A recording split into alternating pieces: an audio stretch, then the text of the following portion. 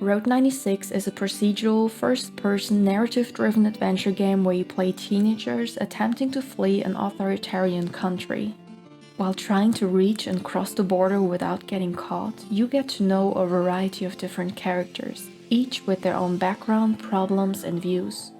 With the presidential election just around the corner, everyone is trying to find a way to lead a better life, be it by fleeing, seeking change, supporting, or rebelling against the oppressive government.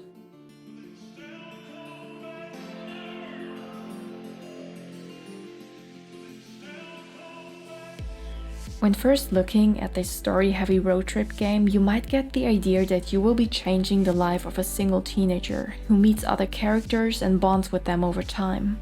But in reality, you embark on this journey several times with different faceless teens that end up being rather insignificant compared to the 8 NPCs you come across. Generally, you only meet each person once per teen, so it doesn't matter if you get along with them or not, because you will get a fresh start in the next encounter. Naturally, this makes you feel much more connected to the NPCs, which might even lead to situations where you gladly risk the life of your teen to save someone else. Another thing that feels quite unique is the fact that each road trip is procedurally generated. While the people you meet and the places you visit are the same for everyone, the order in which you encounter them is random. After each scene, you can choose from different methods of transportation. You can hitchhike, walk, call a taxi, take the bus, or sometimes even steal a car. Depending on your choice, you have a higher chance to meet specific characters, but ultimately it's always a surprise where you will end up and who will be by your side. Each teen starts their journey far away from the destination and comes with varying amounts of money and energy. Every time you travel, you lose energy that can be refilled by resting, eating, or drinking. Obviously, walking along the road is the most exhausting option, while spending money for the bus or taxi might allow you to rest for a while. Both money and food can be found in different locations. You can either beg people to give you something to eat, buy it from vending machines, or steal it. In my playthrough, I never ran into a situation where I was low on energy, and I always found a way to proceed without money. So even if you don't like survival elements in games, I don't think you have to worry about them here. People will teach you different abilities like lockpicking and hacking that will allow you to open doors and drawers and make your life a little easier, especially since there are no penalties for stealing.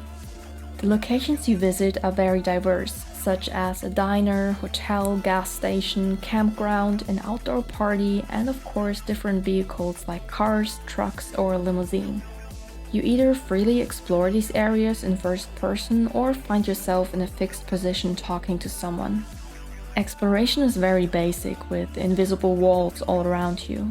Occasionally, there are newspaper articles and photos to inspect, or things like car keys, ATM cards, and cassette tapes to find, but the main focus of the game is definitely on the story and the characters. Even though the story is very political, emotional, and even scary at times, on the whole, Road 96 feels almost lighthearted. Some of the characters seem like caricatures and offer a lot of comic relief. But in order to appreciate this, you need to be fine with exaggeration and a lot of cringe. For instance, there's Sonia, a narcissistic right-wing news anchor who loves to drink, party, dance, and look down on people. Then there are Stan and Mitch, two very clumsy and therefore unsuccessful criminals. And Alex, a 14-year-old genius hacker kid who called me homegirl every other sentence. I personally prefer a more serious approach and more down-to-earth characters, like for example in Firewatch. But even though I didn't like every character in Road 96, I still looked forward to meeting them again, wanted to progress the story, and enjoyed the ride. During the 8 to 10 hour adventure, there's always something new to experience, and it's really hard to get bored. Apart from traveling, exploring, and talking, you also get to play a lot of minigames. Those range from playing instruments, Connect 4, and arcade games like Pong, all the way to things like air hockey or shooting with a nail gun. My main gripe with the game is the way it was advertised. In the trailers, they said that no one's road would be the same, that there were thousands of roads to freedom, and that my decisions might change the world. When it comes to the procedural generation, I think they did a phenomenal job because they managed to connect all scenes in a way that make them feel coherent. But I feel like there were too many situations where I had no choice at all. When I tried to avoid an obvious trap, the game forced me to do it anyway. And when I wanted to go a less conventional or morally acceptable route, the game often stopped me. Want to grab something to eat at a bar? Tough luck, cause the game will force you to work there. Made a hard choice and left someone to die? Well, they will survive anyway. Don't want to speed on the road to avoid an encounter with the police? Too bad, cause you have to. Often the game only acts like you have a choice and will eventually force you back on the rails. Sometimes this leads to ridiculous situations. I told a police officer that I wanted to cross the border, and at first she arrested me. But when I offered to help her change a tire, she immediately freed me and even told me her life story.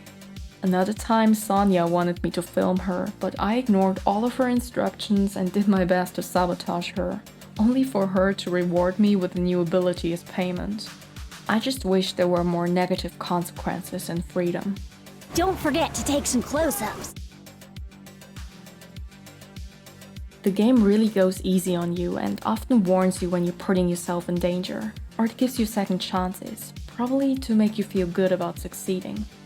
But don't get me wrong, the game is fun and there are still many choices to make. In most conversations you can choose between rebellious, political, and indifferent responses, and people will reply accordingly. There are situations where you will get thrown out of vehicles after saying something inappropriate. You can get someone arrested if you don't manage to de-escalate a situation, and there are many ways to get caught or killed. So it is possible to get different outcomes, just not in every situation. And there are different endings that you shape with your decisions, but just a few. Overall, Road 96 offers much more freedom than many similar games, and I feel like I would be much more positive about all this if the developers hadn't promised that every mile would open up a choice to make. Unfortunately, while you can see how much of a person's story you uncovered, there is no tracker to check how many different outcomes you experienced in each situation. Visually, Road 96 is okay.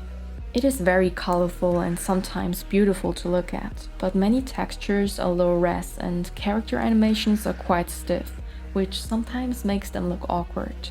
The lip sync often fails to carry emotions, and there are only a few reused faces for minor characters.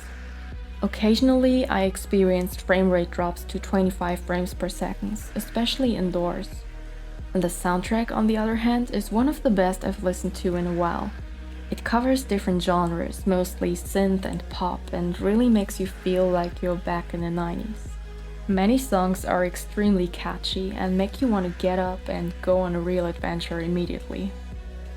It feels so good out on the road and on my own, waking up, no strings attached, no looking back from ocean waves to desert skies and summer nights. I know the road is my home. Road 96 is an ambitious procedural adventure game with an emotional political story and characters you will not soon forget. If you want to experience a fresh approach to how a story can be told and agree to give up some of your freedom, enter the nation of Petria and see if it can capture you. So, have you already played the game or do you want to? I would love to hear your thoughts in the comments below. Thank you very much for watching, like and subscribe if you enjoyed this, and see you in the next video.